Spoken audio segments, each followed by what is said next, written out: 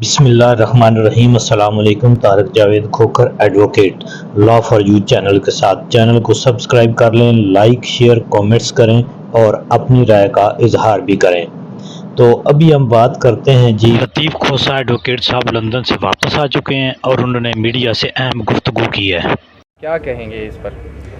देखें तो अब चीफ जस्टिस साहब पर मुनहसर है, क्योंकि वो कहते थे प्रैक्टिस एंड प्रोसीजर एक्ट का फ़ैसला हो जाए तो उसके बाद ये केसेस लगाएंगे। अब जाहिर है कि प्रैक्टिस एंड प्रोसीजर एक्ट जो मंजूर हुआ है उसकी रूह से चीफ जस्टिस और दो सीनियर नेक्स्ट जजेस जो हैं वो तीन बैठ के वो उसका फ़ैसला करते हैं, बेंचेस का भी। और वो तो इस तरह तो अगर एक जज साहब छुट्टी पे चले जाते हैं तो उससे का मतलब ये तो नहीं है कि काम रुक जाए और ऐसे जो इमरजेंसी वाले केसेस हैं उनको जो है वो तात्तल का शिकार हों। तो मेरे ख्याल में इसको तो चीफ जस्टिस साहब को ख़ुद इस चीज़ का जो है नोटिस लेना चाहिए और उसके बाद जो नेक्स्ट सीनियर जज आते हैं उनको शामिल कर लें। इसमें मशावरत की बात है तो मशावरत में तो कोई चीज़ माने और रुकावट नहीं होनी चाहिए। तो मैं तवक्को करता हूँ कि ये जो है इसको जल्दी लगाएं, क्योंकि नीचे से तो उनको वैसे ही जल्दी होती है सज़ा करने की, जैसे दिलावर ने किया था, बुलडोज़ करके सज़ा कर दी थी। तो उसका क्या फ़ायदा सुप्रीम कोर्ट में आने का अगर आपकी जो है वो सुनवाई नहीं होती है और नीचे वाला जो है वो वैसे ही जल्दी में है। तो इसलिए मैं तवक्को करता हूँ कि चीफ जस्टिस साहब इसे जल्दी लगाएंगे। अच्छा खोसा साहब, ये बताइएगा कि तवक्कुआत, कानून, आइन, कायदे सारे तोड़े जा रहे हैं, आप हालात को किस तरफ जाता हुआ देखते हैं? अवाम सही रुख देखना चाहती है, इस वक्त हो क्या रहा है, सलूशन क्या आने वाला है, कुछ समझ नहीं आ रहा।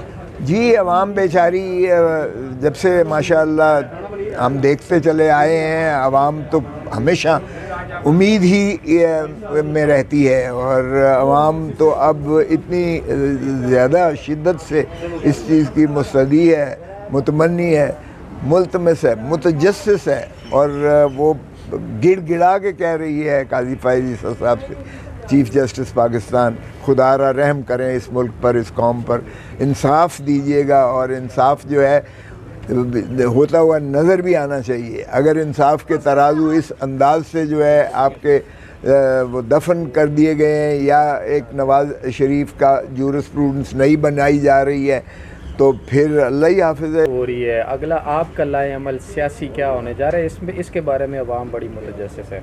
ये थोड़ा अगर इबाहम आज क्लियर कर देना तो बड़ा ही अच्छा होगा। फ़ैन फॉलोइंग तो माशाल्लाह अब आपकी हाईएस्ट हो चुकी है। नहीं, देखिए मैं 2 दिन डबलिन में था आयरलैंड में और 2 दिन में लंदन से होकर कल ही आया हूँ और मैंने ओवरसीज़ पाकिस्तानी देखे हैं, उनके भी दिल पाकिस्तान में धड़कते हैं और वो भी बहुत ज़्यादा मुतफ़िक्र हैं इस पाकिस्तान के मामलात जो भी हो रहा है। और वो 90% जो है वो तहरीक इंसाफ के साथ हैं वो पाकिस्तान के वो लोग, और उन्होंने मुझे इतना प्यार दिया, इतना प्यार दिया और इतनी ज़्यादा मेरे रिसेप्शंस किए और मैंने भी जो जाहिर है कि उन्हें उम्मीद दिलाई, क्योंकि मैं समझता हूँ मायूसी कुफ्र है। मगर ये स्याह बादल झटते हुए नज़र नहीं आ रहे हैं और उम्मीद है कि इलेक्शंस जो होगा इसमें फेयर एंड फ्री इलेक्शंस होगा और इंशाअल्लाह लेवल प्लेइंग फील्ड देंगे जो अभी तक कहीं नज़र दूर दूर तक नज़र नहीं आ रही है। तो जाहिर है कि अगर आप इंसाफ देखें, जो है कुफ्र की रियासतें चलती हैं, जुल्म की और जो है नाइंसाफ़ी की रियासत नहीं चल सकती है। सो सभी को ये चीज़ जो है इसका इदराक करना चाहिए, जितने भी, चाहे वो मुक़्तदिर हल्का है चाहे वो सियासतदान है, उन सारों को मिल बैठ कर जो है मुल्क के लिए सोचना चाहिए। धरती माँ को नुकसान हो रहा है, अवाम गुर्बत की दहलीज़ में चले जा रहे हैं, महंगाई है कि वो रुकने का नाम नहीं ले रही है और हम हैं कि अपना इक़्तिदार की जंग में लगे हुए हैं और हम पावर पॉलिटिक्स कर रहे हैं, पीपल्स पॉलिटिक्स नहीं हो रही है। खोसा साहब, ये बताइएगा कि कल वजारत कानून की जानिब से एक नोटिफिकेशन जारी होता है कि जनाब बड़ी सख्ती है, बड़ी सिक्योरिटी थ्रेट्स हैं, तो ट्रायल जो है वो ओपन नहीं हो सकता। हालांकि पहले हाई कोर्ट इस बात का इंदिया दे चुकी है कि ट्रायल ओपन होना चाहिए।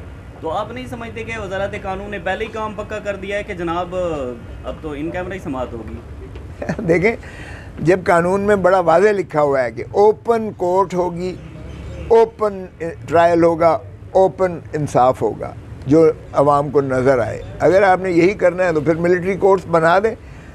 हमने जो मिलिट्री कोर्ट्स के ख़िलाफ़ नालिश की थी और अल्हम्दुलिल्लाह सुप्रीम कोर्ट ने ये फ़ैसला दिया कि सिविलियंस का ट्रायल मिलिट्री कोर्ट में नहीं हो सकता। हमारी क्या ख्वाहिश थी, यही तजस्सुस था ना कि मिलिट्री कोर्ट्स तो अंदर होता है, वो किसी को रसाई नहीं होती है, कोई अदालत जो है तक वकील तो क्या पब्लिक भी नहीं पहुंच सकती है और ना कोई देख सकता है कि क्या हो रहा है और किस तरह से इंसाफ डिलीवर किया जा रहा है। तो अगर यही काम जेल में आपने करना है और इसी तरह से आपने सज़ाएं करके आपने भेजना है और इंसाफ को कत्ल करना है, तो फिर मेरा नहीं ख्याल कि इस तरह से रियासतें चल सकती हैं। तो वजारत कानून को भी शर्म आनी चाहिए और जो केयर टेकर हुकूमतें हैं, जो मैं चेयर टेकर्स कहता हूँ, अगर आपके बस में कुछ नहीं है, कोई और आपको चला रहा है तो फिर छोड़ दो यार, क्यों ये आवाम को बेवकूफ़ बनाया हुआ है।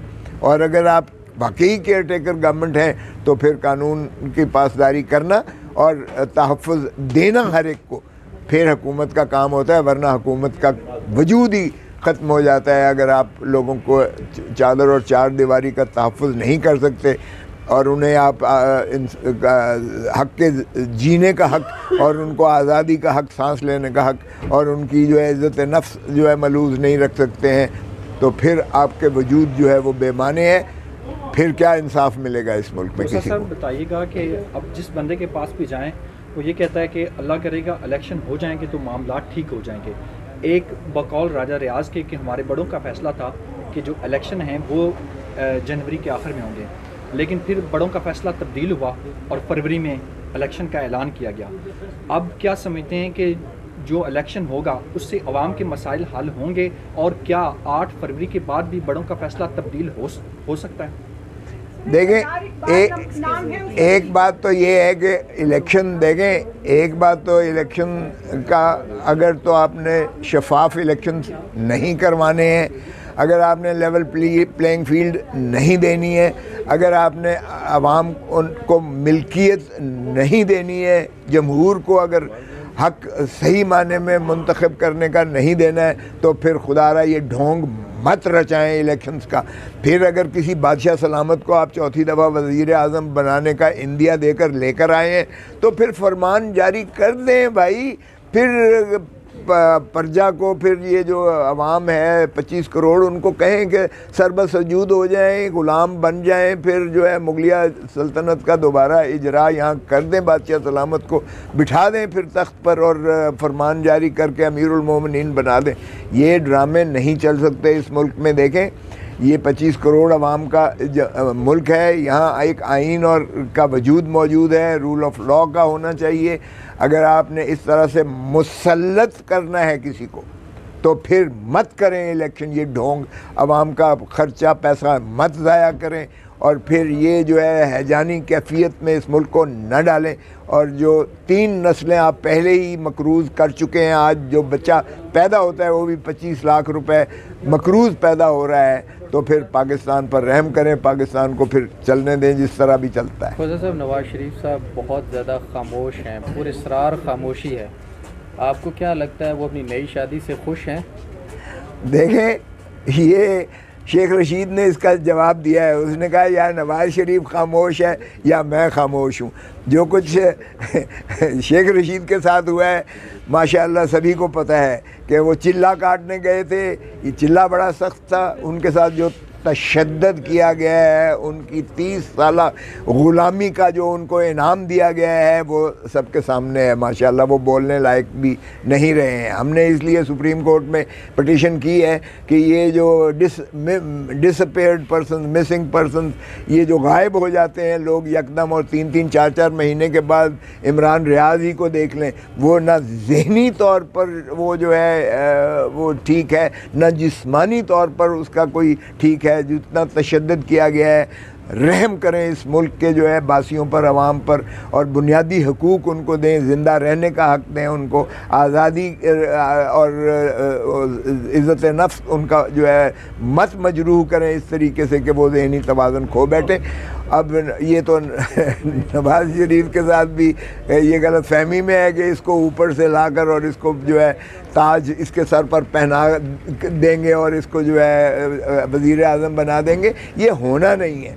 तो फिर उनका भी जो ज़हनी तवाज़ुन है ज़ाहिर है वो खामोशी ही की तरफ जाएगा और वो कुछ नहीं कर बहुत सकते। शुक्रिया। खुदा साहब एक छोटा सवाल, नवाज शरीफ साहब बहुत परेशान है, वो कहते हैं कि मुझे लाडला ना कहा जाए। इस हवाले से उन्होंने 40 से रुकनी कमेटी भी बनाई है कि किसी तरीके से ये टैग मुझसे ख़त्म हो जाए। आप क्या समझते हैं इस पर? नहीं, वो ठीक कह रहे हैं। देखें, छोटे भाई साहब शहबाज शरीफ ने कहा है 30 साल से मैं उनकी आंखों का तारा हूँ, तो ये दोनों भाइयों में जो है ये तो फिर जंग लड़ाई हो जाएगी ना, आप ऐसा ना करें। इसलिए नवाज शरीफ ने जो कहा है ठीक कहा है। बहुत शुक्रिया।